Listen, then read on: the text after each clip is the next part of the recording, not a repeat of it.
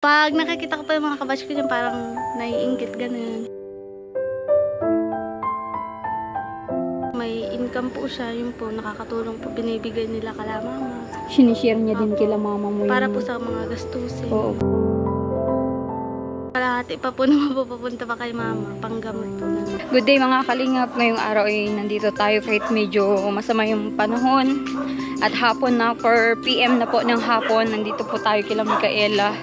At may blessing na naman po sila from sa kanilang sponsor, o pagmahal na sponsor, mga kalingap. At ito naman po yung sponsor natin sa mga estudyante natin na si Kuya Oscar from Monterrey. Ayan.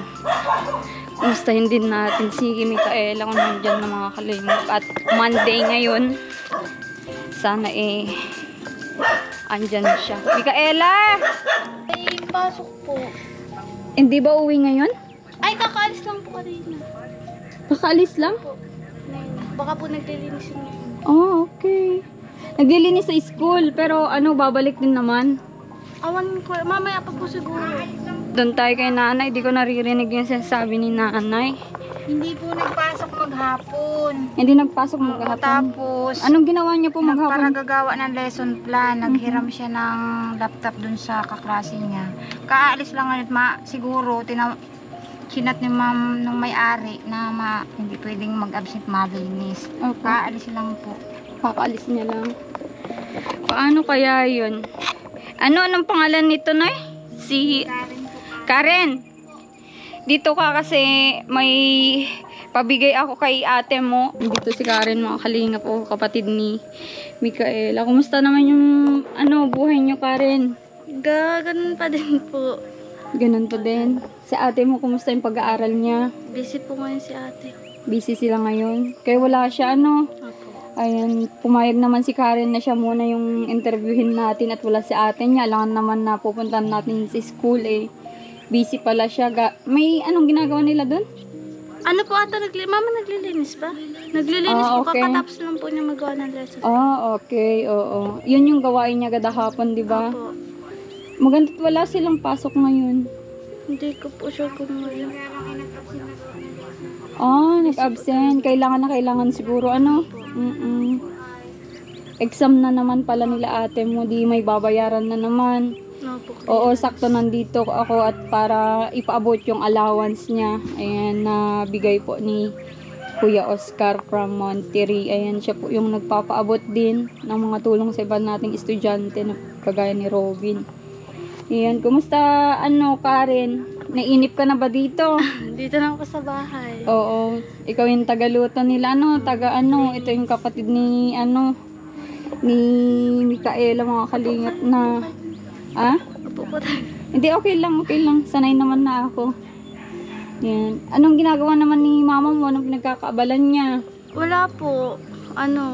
Diyan po nakahilata at masakit po lagi. Naatake po siya ng papagaling po. Nagpapagaling pa siya, May naman yung gamot niya. May epekto naman sa kanya. Opo. Maganda naman ang epekto Opo. sa kanya. Magana po yan sa pagkain niya. Magana, oo. Tuloy-tuloy lang yung gamot ni nanay para Opo.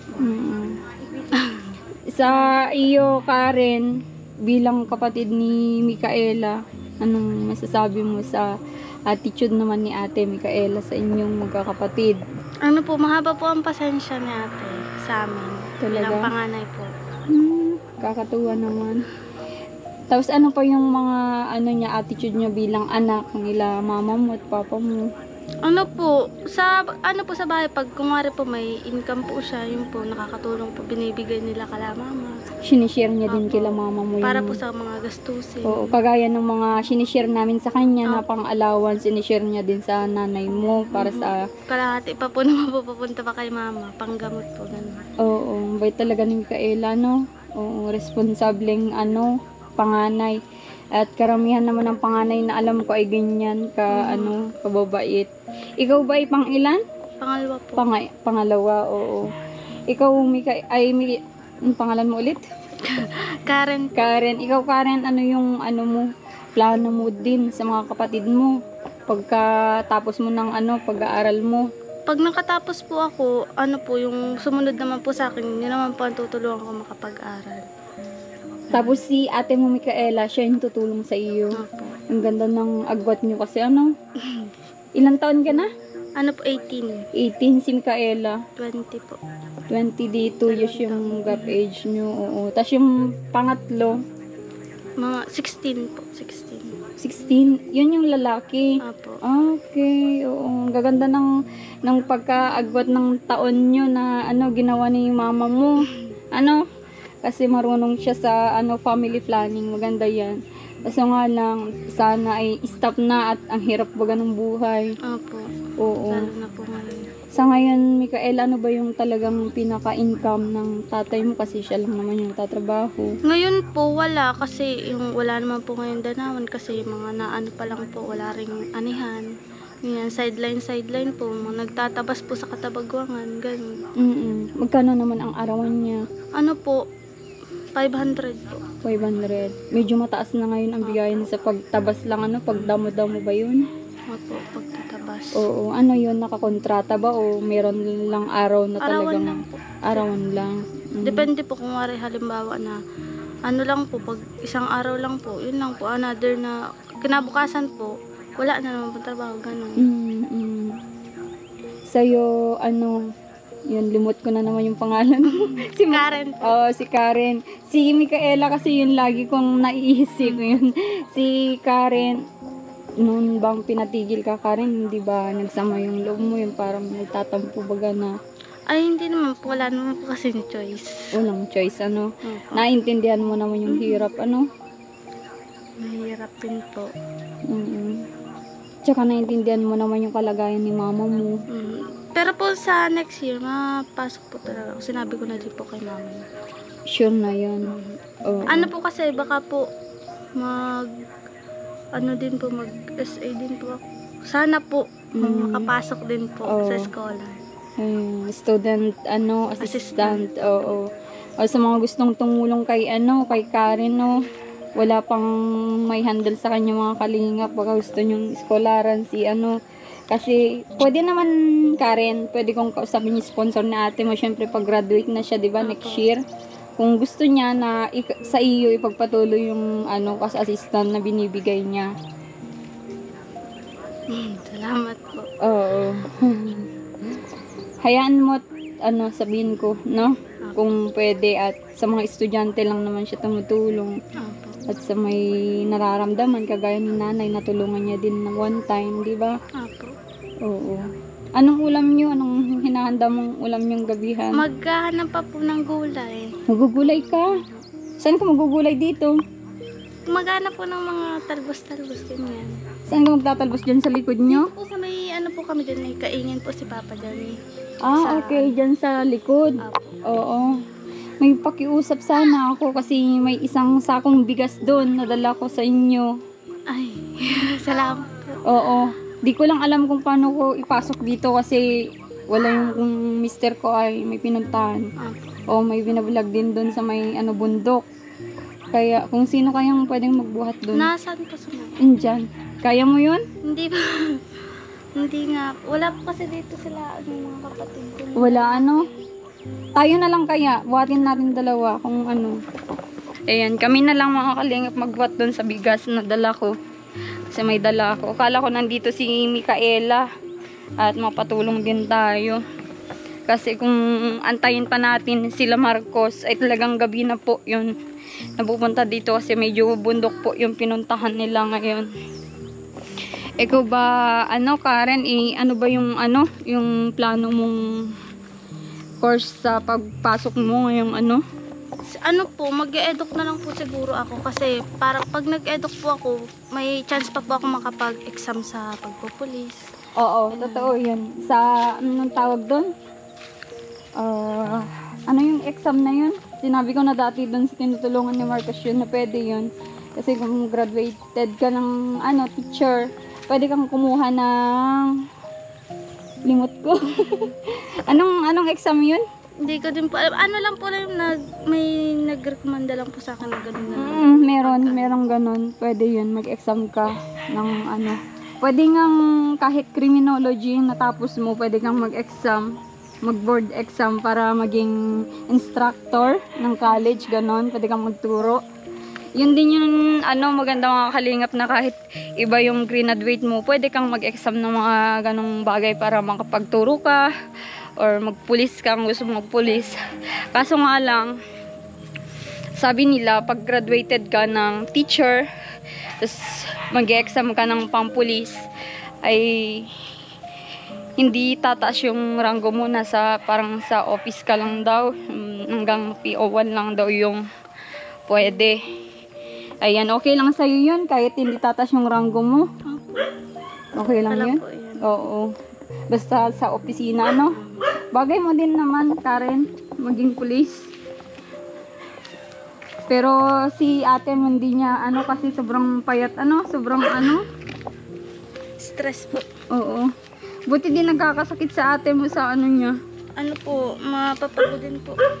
Mapapagod din? Opo. Ayan, buhatin natin ngayon yung yung bigas mga kalingap nandito. Kasi sabi ko kay Marcos, iwan na lang dito kasi nagmamadali siya. Medyo malayo yung puntahan pa niya. Ito yung bigas. Kaya natin to. Oo. Doon ka sa Yan, bubuhatin namin dalawa. Yan. Oo, kaya naman. Yan. Para natin doon.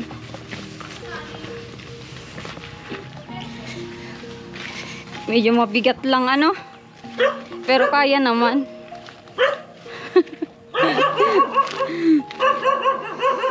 Ayan.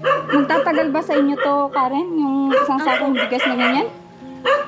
Mga ilang naman? Mga po yun, kalahating buwan po. Ganyan. At madami kayo, Madami kayo magkakapatid. Tara.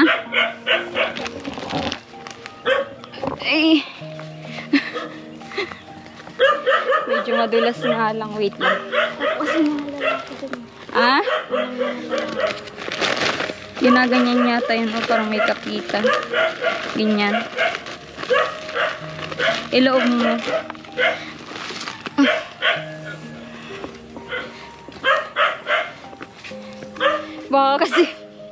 Baka kasi nanakawin doon pag nandun sa baka buhatin ka o sana. Syempre nandun sa kaya pa? Kaya pa? Medyo Nun bang nag-aaral ka, nagkaka-honor ka ganun? Hindi po ako sa mga honor, hindi pa ako masyadong sa mag-honor. Kasi po, napapasama? opo. Kasi? Kasi po si mama, ang katwiran niya po sa amin, okay lang naman daw po na hindi kasama sa honor. Parang hindi po kami nape-pressure para mag-honor, ganyan. Oo, para hindi kayo ma-pressure na parang pag mababa, syempre. Opo. Parang sasama yung loob nyo, di ba? Kasi po may mga magulang po baga na pinipressure yung anak nila para magka-honor. Ganyan. Para makakuha ng mataas na marka. Bait din ni mama mo, tara. Ayan, tuloy-tuloy lang. Kalingap ang paglingap, ganito talaga. Pag tumulong ka talagang ilubos-lubos mo na para at least habang nabubuhay ay may maiiwan kang alaala ng mga tao. Ayan. Kaya mo pa? Dito na lang po siguro natin. Wala naman po siguro mga Dito na lang to? Sure ka? sa gilid. Sa gilid na lang. Sige. Pagod ka, Karen, sa pagbuhat? Mabigat. Mabigat At hindi natin kaya yung mga trabaho ng lalaki pala. Oo. Pero pag ikaw lang dito, syempre mapipilitan kang buhatin nun. Oo. Si papa mo ba ay uuwi kada hapon sa inyo? Opo, nauwi po yun. Okay. Si Micaela ba ay nakakatulong pa dito sa bahay niyo?